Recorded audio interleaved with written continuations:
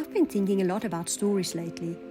The ones we read as kids, the ones our parents told us in bed at night, and the ones we made them tell over and over again on long car rides.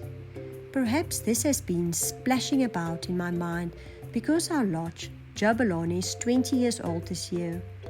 Jabulani, our saving grace that gave a home to elephants in need of a wilderness. Perhaps because Herd is growing up too, turning 5 this year, or because a new little bull, just like Jabulani back in 1997, came into our care. I've been thinking about the memories that happen every day and how easy it is to lose them. We always think we will remember our dreams, but we wake to find our minds swept clean.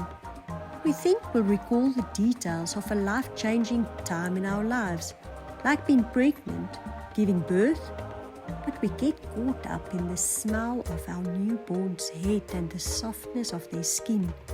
And suddenly, milestone after milestone has leaped past, and we have nothing to tell the grown-up young adult when he asks, "When did I start talking?" We think we'll remember the pain in our hearts when saying goodbye to a parent. But the heart needs to protect itself and closes over the wound to help you move on. We never remember the exact conversations had, only the echoes of emotions. We don't hold on to the joy we saw in the faces of our loved ones. The impressions drift away like the feet of wild elephants silently stroking the earth as they pass. In an instant, we have moved on to the next call, a fire not been put out properly, a visit from a community leader. Better put the kettle on, get the fire extinguisher. Life is a heady journey, and keeping clear senses at the ready is hard enough. Years later, 5 years later, 20 years later, we wonder, how did I get here? I've made it my mission to capture the stories as they happen, because I know this head isn't getting younger or less full. There are memories that might die with me.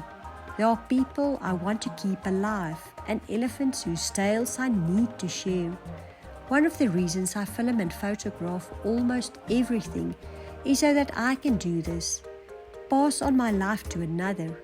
This blessed and beautiful life I've been able to live with the elephants, the rhinos, 2 beautiful children, and a dog named Nandi.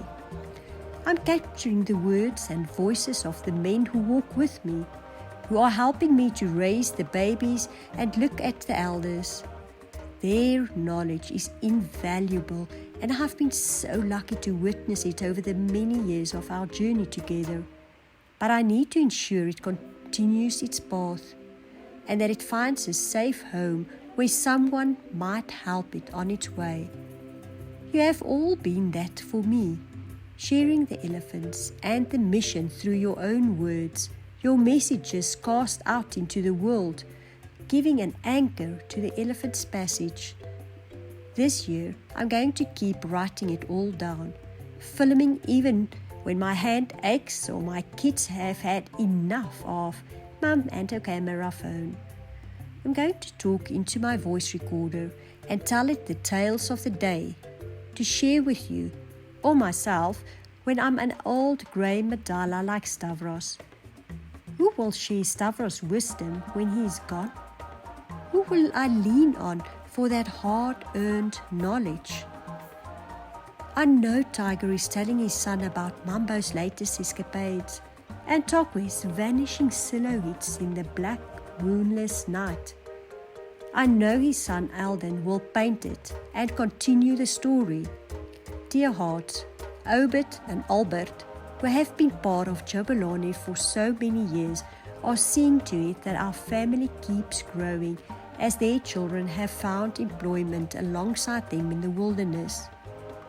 The river will wind its journey through generations.